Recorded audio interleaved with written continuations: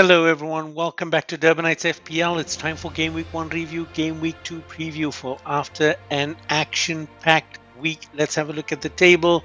So many new teams now. We have to do it in two. Top half of the table.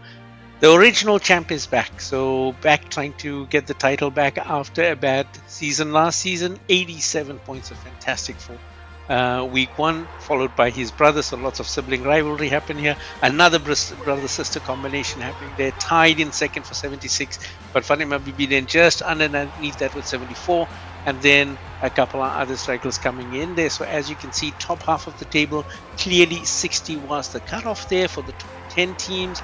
And then the bottom half of the table looking like that, going right down to 32. Dora the scorer, usually a big favorite, not having the best first week. Time for them to start kicking off. But let's see how that went with the player selection. No surprises there. Cole Palmer, Mo Salah coming up. Cole Palmer, 80% of managers going with him. No 100% with 20 managers. It's going to be very difficult for someone to be on 100%. Mo Salah at 60%. His price is a big debilitator. 14.5 if you want him. He is a great return on that investment, but 14.5 is a bit much if you're looking to go. And then of course Ollie Watkins there, 55% of managers going for him, considering Aston Villa's run of games to start off the season. Looking at the differentiators for the week, new boy Ugo Ekitike for Liverpool coming in, just one manager going with him, picking up 11 points. Chris Wood, after a not so thrilling preseason, coming up with 2 goals in Nottingham Forest games. Also 10% of managers coming up with him, as did they for Mohamed Kudus, Antoine Semenyo, David Raya as well. Tijani Reinders from Manchester City, the new boy again, having a big impact on the situation. 1/3 of our managers went with him. And then Erling Haaland, who usually finds himself on the staple side, now finds himself in the differentiators. 40% of our managers went with him for this first game week. Very expensive as well, 14 million if you wanted to spend on him, but came good with 13 points as well. So let's look at what happened then in terms of our hits and misses. On the positive side, lots of great points. So a lot of people banking on strikers and or defenders. So if we look at it from the back, a lot of 20 plus points because of the clean sheets plus defensive contributions. So Atta, Hassan, Fati, Didi, Ansu, Suwa, Zai, all picking up stone walls. But again, looking at the iron walls again, Mohamed Sadiq, the champ, coming back. Ami in there, Squish, perennially great at defense, 30 plus points on those teams. On the striking side though, again, a lot of good points coming through, 20 plus points for Atta, Didi, myself, and Ahmed coming back here. Striker elite, 30 plus points for, again, one of the champs, and Hassan, 30 plus points. But definitely the winner of that week, the golden boot, goes to Fati. Fantastic contribution. Chris Wood in there, as well as Ollie Watkins, as well as Erling Haaland as captain. 40 plus points on game week 1 just on strikers. That is an amazing way to start the season. Azra has to get called out, 17 points sitting on her hot bench there. Hopefully she does a lot better this season as well. The substitutes were not friendly to her. Now, looking at the best possible selection for our sides, Raya at the back is number 1. Definitely picked up a lot of defensive contributions in that game against Manchester United. Vicario getting the bench. Burn, Nouri, Kukureya, and Lacroix all doing well on the defensive side. And Dinya from Aston Villa, the cheapest 6-pointer, having to take the bench. Kudus, Semenyo, and Reinders doing really well there in midfield. Semenyo with his outstanding performance getting the captain's armband as well, and keeping Mo Salah on the bench as well as Brennan Johnson. And then you have, of course, up front, fantastic striker performance. Erling Haaland, Chris Wood, and Ugo Ekitike all coming in with great contributions. But with a team like this, guys, you would have got 131 without a bench boost and 162 with a great bench boost, but an insanely high cost of 107.7. Very, very difficult this season with the prices the way they are to come up with a lineup like this. Now, looking at the transfers, since it is still 2 weeks until the transfer window closes, what are the big ones that are going out here? So we covered a lot of these, but Leandro Dendonca has moved from Aston Villa to Real Oviedo, and Leon Bailey is out on loan to Roma. Zabani is now moved to PSG from Bournemouth, so Bournemouth defense really taking a hit this season. Dean Huijsen out, now Zabani out, and Kerkez out. Really is not helping Bournemouth to keep those clean sheets, conceding 4 in their first game as well. And then Darwin Núñez from Liverpool now has moved to Al Hilal. It is official, so he's on his way, and of course they have new strikers in place. Now, looking at the transfers in, we also covered a lot of these, but some of the newer ones that have come in here. Actually, no new transfers except for Douglas Luiz, who is moving back to the Premier League after spending a season at Juventus. So, leaving Aston Villa to get to Juventus, has had a problem with injuries. He is now coming back to Notts Forest. I think he will do fantastically in the Premier League. Looking forward to him start on that starting lineup. Then looking at our interleague transfers as well, some moves that have happened there lately in the last couple of weeks. Of course, Jacob Ramsey moving from Aston Villa to Newcastle. He might be ready to start against Liverpool this week. Dango Otara moving from Bournemouth to Brentford. So Brentford looking to rebuild after all the players that have left. And Jack Grealish, of course, we spoke about this last week as well, making the loan move from City to Everton. And James McAtee also leaving Manchester City and moving to Nottingham Forest. Dominic Calvert-Lewin left Everton on a free, but has now signed with Leeds for a year, so he's on a contract there. Look at him to probably feature in some of the games coming forward. Now, looking at the matchups for this week, again, starting from game week 2, you can see the picture changes slightly. Looking at the difficult picture, guys, Crystal Palace have a tough game against Notts Forest, who have strengthened a lot in the off-season, and then followed by Aston Villa. Crystal Palace have a few issues. Mark Gahey is looking to move out from the team and could possibly not feature in the game against Notts Forest this week. Also, Eberechi Eze is now heading to Arsenal after a huge sweep by them to steal him from their local rivals Tottenham Hotspur. He has not played for them in midweek in Europe, and I believe he is actually undergoing his medical today at Arsenal, and so may not feature and may actually be already at Arsenal by the time this fixture is played. So Crystal Palace taking a few hits as well. They have been known to fight back. Olivier Glasner is a very smart manager, but it's going to be a difficult road for them as they start a bit of a rebuild towards the end of this transfer window. Liverpool are looking good and sharp. 4-2, it was a scary setup with Bournemouth almost taking it away from them. 2 tough games. The Newcastle game is going to be emotionally charged, and we're going to talk about the Alexander Isak situation.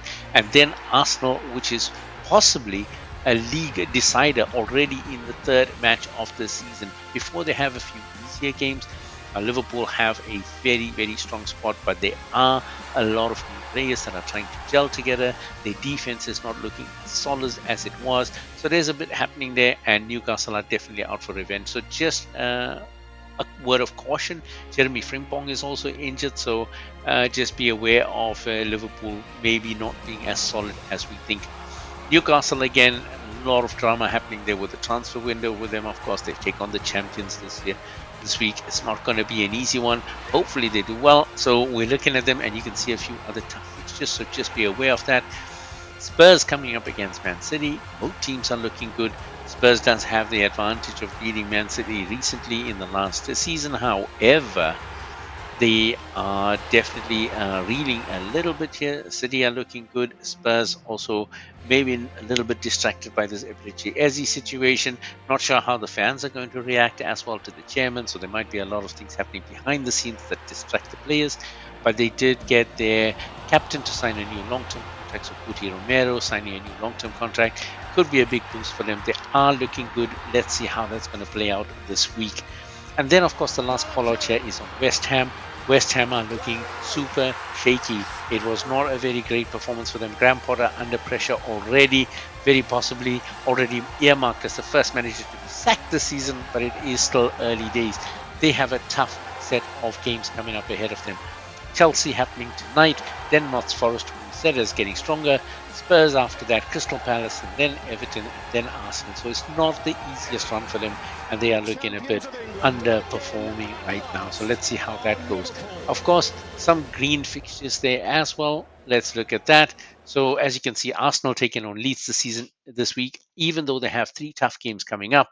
For this week, you might want to look at even using one of your free hits and bring in some Arsenal players if you think they're going to do well. You've got Aston Villa still have a very favourable run of games until they come up against Tottenham Hotspur in game week 8, and then it gets a bit tougher for them, but very beatable teams if they can match their potential. Bournemouth now picking up a few players as well, but also against Wolves, probably based on their performance against Liverpool, they could do very well. But again, they are leaky in defense, so just be aware of that. Chelsea underperformed in the first game week, of course, but looking at bouncing back against a West Ham side that is struggling before they keep marching on. So let's see how the club world champions do. And then, of course, Nottingham Forest, as we said, strengthening, going from strength to strength, now also getting Douglas Luiz into their ranks, playing a Crystal Palace team that is reeling a bit from the transfer window as well.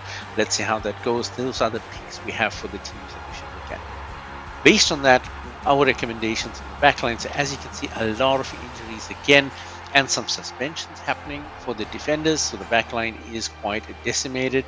But looking at the picks then, Raya for goalkeeper again for Arsenal against Leeds. He had such a good first game week. Leeds should not give him an issue this week.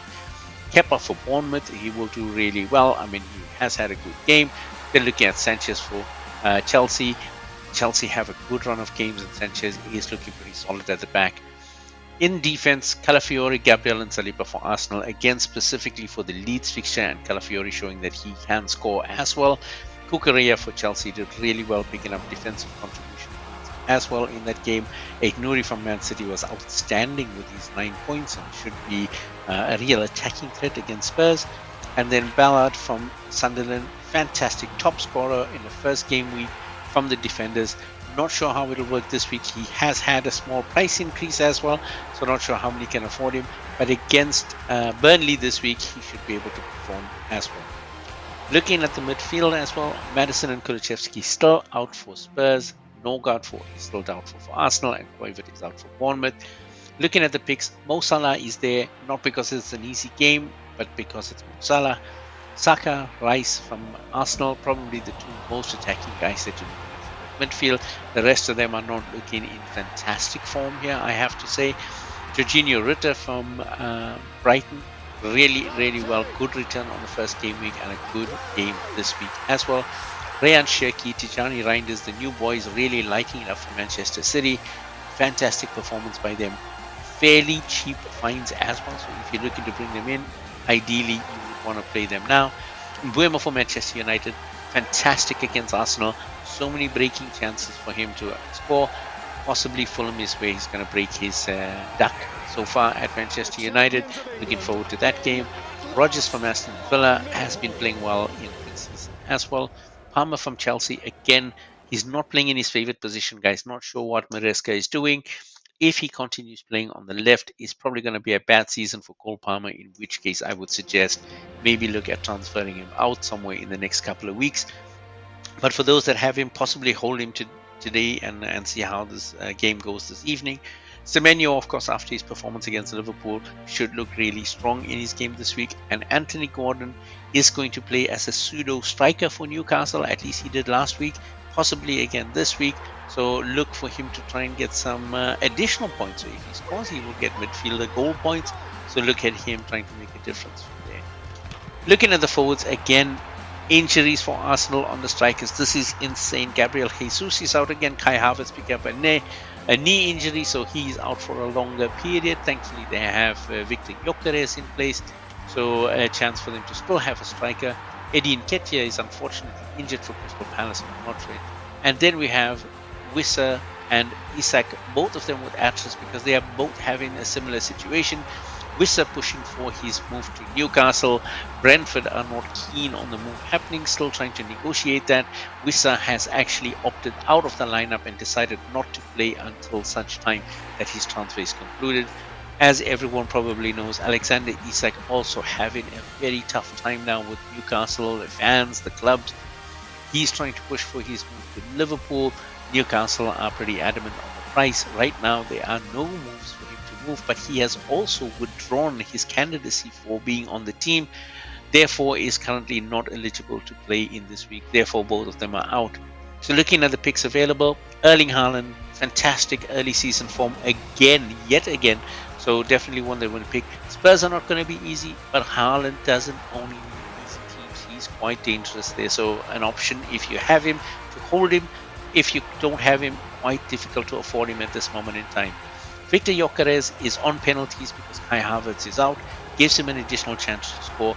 Arsenal are playing a promoted Leeds team, so of course that has got a lot of managers thinking that this could be the one. I am not 100% convinced. However, this is what the let's say knowledge, or this is what the popular opinion is, that Gyökeres will do really well this week against Leeds. So if you're looking for an option, there he is. Ollie Watkins for Villa, he has scored consistently in this fixture that they're playing this weekend. I still believe he will be quite a good striking option for this week. Looking to give him a few options because he didn't score, of course, against Newcastle. Was not an easy game this week on the first week. But if he doesn't this week, then you might want to look at moving him on. For 9 million, he's quite an expensive option to be blanking. Evan Nilsson at Bournemouth had a pretty quiet game against Liverpool. However, a chance for him to strike back this week as well. With Chelsea, you have two options, Liam Delap and João Pedro. Unfortunately, because of Chelsea's wealth of squad members, they are really struggling with rotation, so there is no guarantee if Liam Delap or João Pedro will start and who will then play most of the game. So if you're looking at these Chelsea strikers, guys, either one will work, but you've got to make that decision yourself. Chris Wood is there for Notts Forest. 2 goals last week. I mean, the man is back on form. Notts Forest are looking really strong and have strengthened even more. They probably should have a great season this season. I'm kind of looking forward to that. Benjamin Sesko, we didn't see much of him in game week 1 against Arsenal. That was a strategic decision by Ruben Amorim not to put him in and kind of burn him out against Arsenal. I am pretty convinced he will get at least close to a full 90 minutes against Fulham, and he is a really dangerous looking striker, so I would put him as a recommendation if you want to try him out. And then, of course, Liverpool's Ugo Ekitike. Fantastic first week in the Fantasy Premier League. Looking forward to see what he can do against Newcastle. That is going to be an insanely difficult game, though.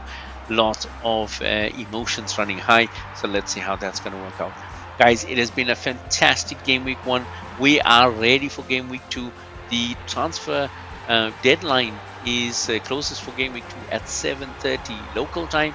So please make sure that you are done with your transfers by then.